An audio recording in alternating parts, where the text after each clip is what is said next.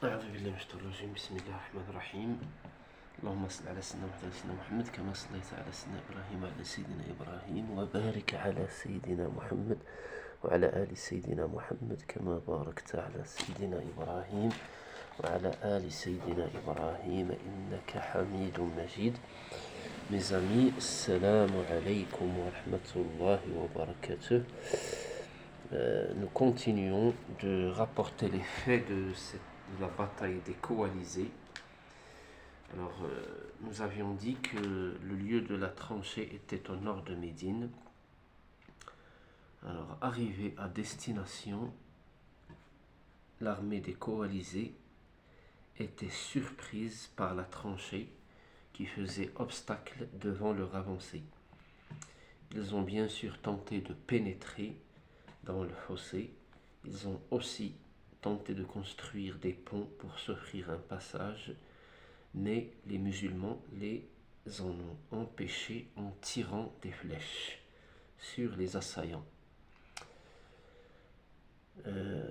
La bataille n'a donc pas vu d'affrontement corps à corps entre les deux armées, sauf un duel entre Ali ibn Abi Talib et Amr ibn Wid, soldé par la victoire du compagnon Ali ibn Abi Talib radiyallahu anhu.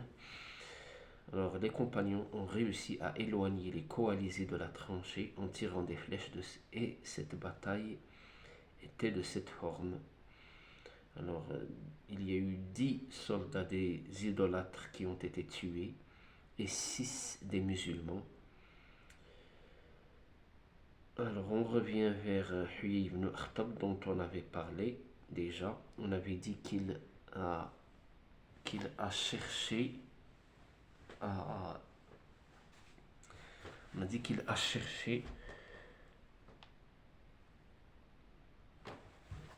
à l'aide des Banu Qurayda. Il s'est rendu chez eux et les a incités à attaquer les musulmans par derrière.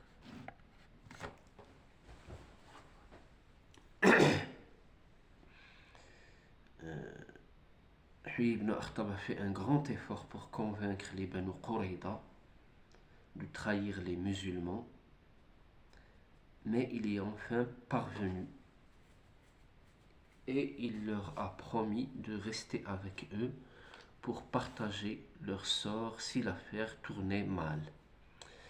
Les Banu Qurayda, c'est la dernière et la troisième et la dernière tribu juive qui restait à Médine. Qui restait à Médine. Les autres tribus ont été chassées par les musulmans après qu'ils ont trahi.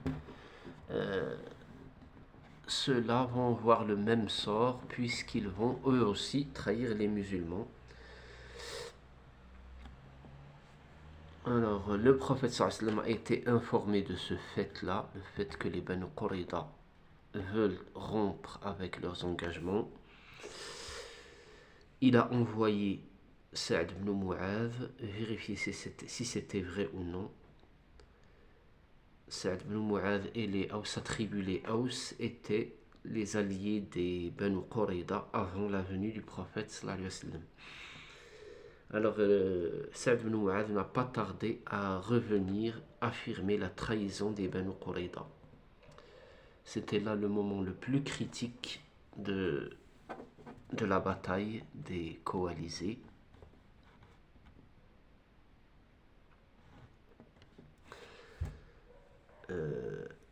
La situation ne pouvait pas être pire. Devant les musulmans, il y avait une armée en nombre trop supérieure en nombre et derrière des traîtres qui cherchent l'opportunité pour leur nuire. Il fallait donc trouver une solution.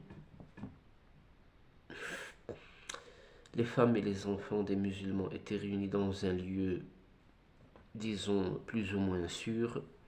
Le prophète sallallahu alayhi wa sallam a envoyé une troupe pour les garder de toute tentative juive de leur porter du mal. D'ailleurs, Safiya, la tante du prophète sallallahu alayhi wa sallam, a tué un juif qui rôdait autour de leur refuge celui-là, et c'était une sorte d'espion qui cherchait un point faible pour attaquer les femmes et les enfants des musulmans. Alors là, ça s'appelle un crime de guerre.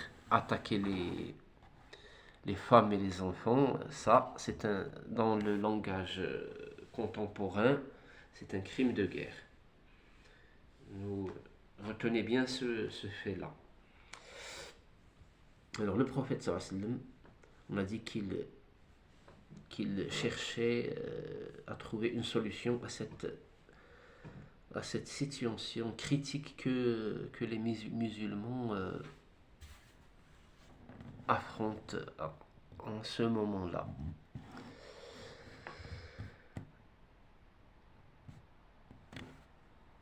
Alors il a pensé offrir le tiers du produit des dattes de Médine aux tribus de Ratafan pour qu'ils quittent l'armée des coalisés. Alors on avait dit que la tribu de Ratafan a contribué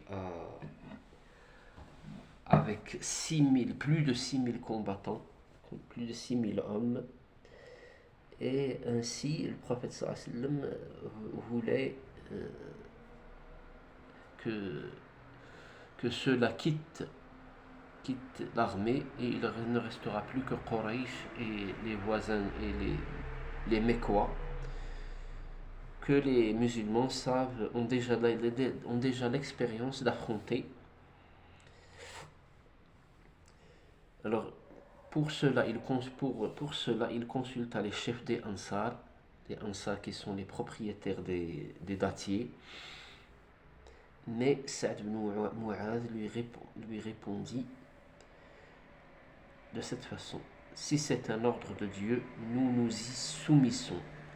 Sinon, eh bien, avant l'islam, ces gens n'espéraient manger de nos fruits que par achat ou par hospitalité.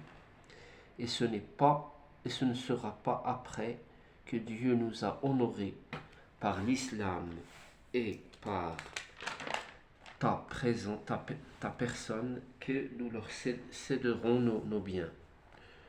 Nous jurons par Dieu que nous leur offrirons, que nous leur donnerons que des coups de sabre jusqu'à ce que Dieu juge entre nous.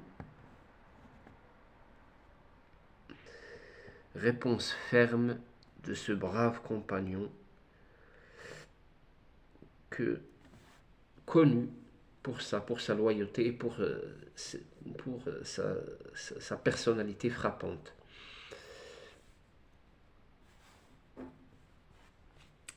Alors,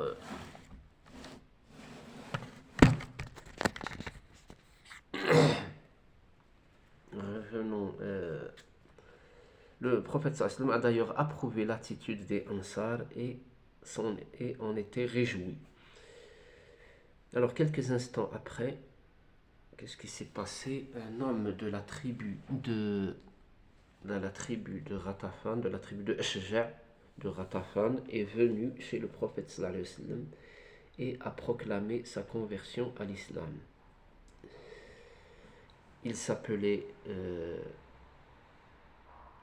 Umayr il s'appelait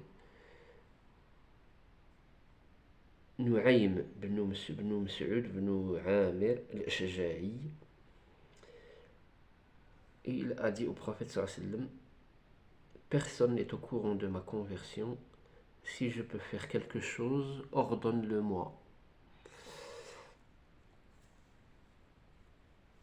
Alors, ce Umayr-là, qu'est-ce qu'il va faire? Le prophète sallallahu alayhi wa sallam lui a dit: tu es seul, mais si tu peux semer la discorde entre les ennemis, fais-le. Voilà, c'est ce que le prophète sallallahu alayhi wa sallam lui a suggéré de faire. Et comme tout le monde le sait, la guerre, c'est la ruse. Alors, Nu'aym ibn Mas'ud est allé chez les Banu Qurayda et leur a dit: écoutez, Médine est votre lieu de résidence. Par contre, les coalisés viennent de loin. S'ils trouvent une opportunité, ils la saisiront. Sinon, ils partiront et vous laisseront seuls affronter les musulmans. Que nous conseilles-tu donc lui demandèrent les Juifs. Il leur dit, pour vous assurer qu'ils ne vous abandonneront pas seuls, demandez-leur de vous livrer des otages de leurs nobles qui resteront à vos côtés jusqu'à la fin de la bataille. C'est un bon conseil, lui ont dit les Banu Qurayda. Ensuite, Nu'aym ibn Mas'ud est allé chez les leaders de Quraysh et de Ghatafan et leur a dit: quand je suis allé chez les Banu Qurayda, ils m'ont paru pas perturbés. J'ai essayé de savoir de quoi il s'agissait et j'ai compris qu'ils avaient regretté d'avoir trahi les musulmans.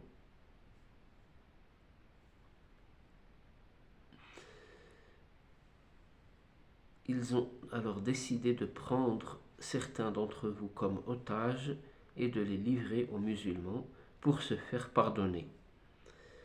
Donc, s'ils vous demandent des otages, quel que soit leur prétexte, ne leur en livrez pas. Alors ainsi, Nu'aym ibn Mas'ud a réussi à semer la discorde entre les deux camps. Et lorsque les Juifs ont demandé des otages aux idolâtres, chacun des deux camps a dit: Nu'aym avait raison. Après cela, un vent violent et froid s'est levé et ne cessait de renverser les marmites et de déraciner les tentes des coalisés. Alors, ils étaient en mauvaise situation. Abu Sufyan a alors décidé, c'est le chef de l'armée de Quraysh, de faire un discours devant l'armée des coalisés par lequel il proposa de lever le siège vu les circonstances, puisque les Juifs,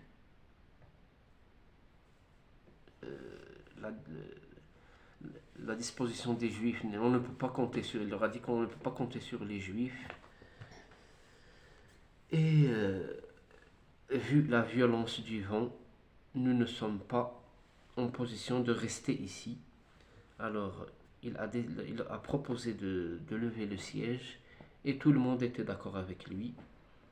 C'est comme ça que s'est terminée cette bataille.